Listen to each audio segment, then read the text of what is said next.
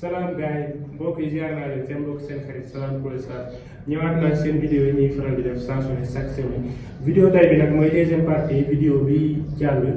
xam ngeen nee naa leen ci weeru koor gi nii yëpp dañoo fas yéene leen defal formation en ligne formation bi nag mooy pour sama mbokku débutants yi nga xam ne dañuy soog a tàmbali ñi nga xam ne dañuy xeeb fabrication lool ndax bari na ñoo xam ne dañuy jàpp ne fabrication du liggéey alors que liggéey bi yëpp foofu la foofu mooy base bi fabrication bi mooy base bi mooy départ bi donc nit pour nga mun a monter faux plafond mu jóg mu jaar yoon il faut nga mun a fabriquer il faut nga mun a traînage il faut nga mun fabriquer lépp lu ñuy fabriquer ci atelier il faut nga mun ko pour nga mun a yegg ci kaw donc tey ñu ngi ci deuxième partie bi dinaa la noonu nan la ñuy fabriquer corniche lisse boo xam ne double lay doon des faces la côté bi day am crée bu 4 cm côté bi am crée bu 4 cm dinaa leen ko jàngal dinaa leen woon lépp nan lañ koy defee ndax bari na ñoo xam ne dañuy am ay jafe-jafe yu mel noonu donc topp leen ma di biir ba fay ma wala ni ñu koy defee. voilà gars yi comme ni ma leen ko waxee tey ñu ngi ci deuxième partie bi donc pour nga am élément boo xam ne corniche lisse boo xam ne des faces lay doon te du am joué ni nga koy def da ngay am ñaari règle aluminium yooyu noonu beneen bi da nga koy teg côté beneen bi nga teg ko beneen côté bi léegi da ngay am dimension nag comme boo bëggee dimension bi nekk 30 cm da ngay dagg benn bande bu 30 cm wala benn fer bornage bu 30 cm boo bëggee mu nekk 40 tamit noonu nga koy defee donc fii nii da ngay ñëw ñu dugal ko ci diggante bi fii nii pour ñu munoo teewal fii nii dimension bu ñuy soxla mu bañ a def léegi beneen bi tamit encore dañ koy def fii nii kon am nañu largeur 30 cm bi ñuy soxla léegi pour ñu am dimension longueur bi ñuy soxla longueur bi ñuy soxla pour ñu am ko balaa ñuy jël fële bu fii loolu day gudd élément bi day gudd ça dépend nag ni nga ko bëgg waaw bu dee man nag comme soxlawuma élément bu gudd damay jàngale rek mu koy def 2 mètres 40 c'est bon te loolu sax mooy corniche normale mooy 2 mètres 40 waaw 2 mètres 40 corniche normale waaye def ko 2 mètres 40 day bëri comme damay jàngale rek vidéo bi bañ a gudd de tout aywa bu loolu weesoo da ngay soxla fer plat bu moo nekk nii côté bu nekk day am fer plat pour nga am benn craie boo xam ne da ngay aligné élément bi mu bañ a oyof ba ëpp te mu bañ a génnee filage nga xam ne filage day génn da koy ñaaw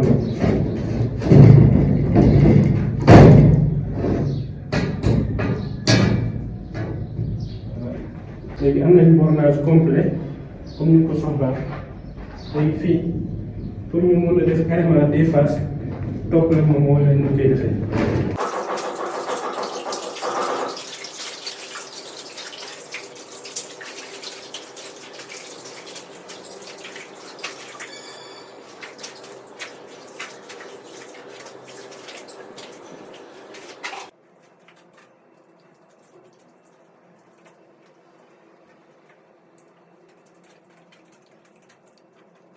voilà fi da ngay ñëwaat defaat les mêmes choses li ñu defoon ci corniche bu njëkk bi donc corniche bi ñu def da ngay ñëw jël gaz bi pousse ko mu yéeg ci kaw.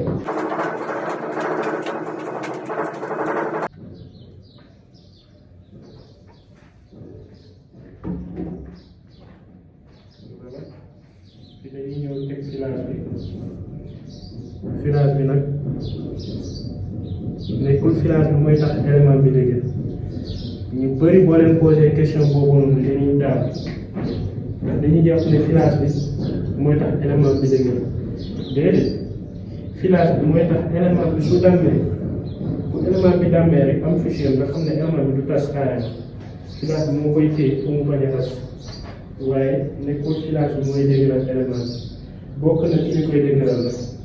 voilà kon bu ñu paree ci teg filage bi ñu ñëw teg suñu deuxième gaz bi.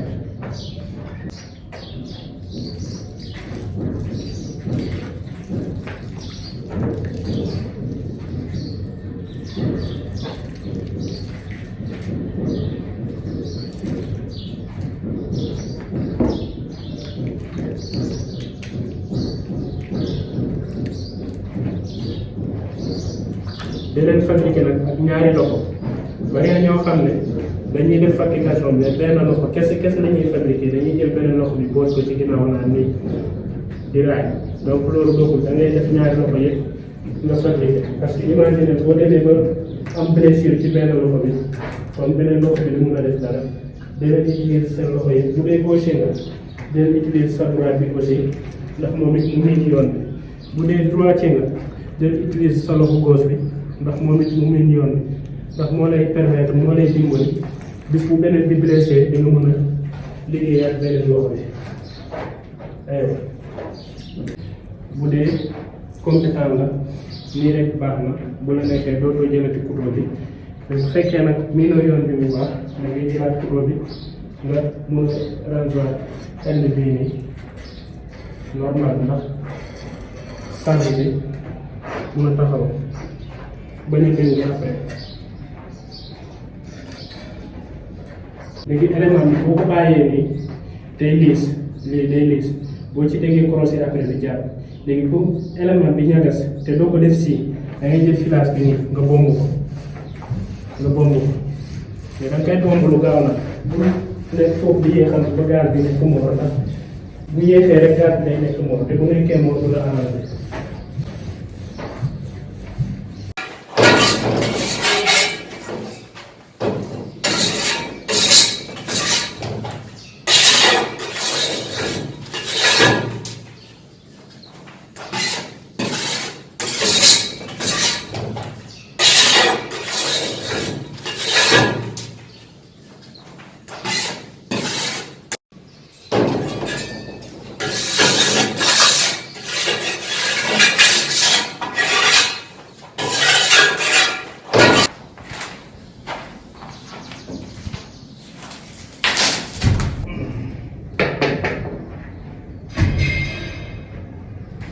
voilà mbokk yi gis ngeen ko vraiment baa ngi nii ñaari clé yi ñu soxla woon mu nekk nii côté bi clé bu 4 cm côté bi clé bu 4 cm donc largeur 30 cm bi élément deux faces la élément double la boo soxlee élément double élément boo xam ne deux faces la te du am joint ci diggante bii nii am arrière tuuti nii ndax ñu mun koo gis te du am joint ci diggante bi nii ndax am na ñoo xam ne dañuy def ñaari morceau corniche suisse dañuy monter côté bi ñëwaat papillonné fii nii pour am deux faces yi nii donc man dama laa defal formation boo xam ne deux faces la en même temps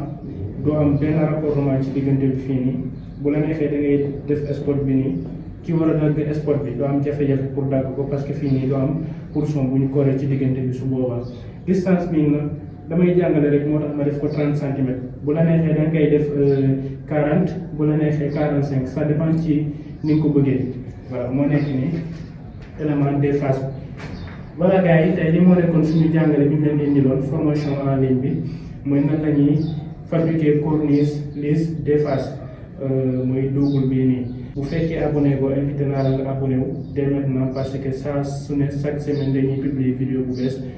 jaa ngeen jëf ba prochain incha allah.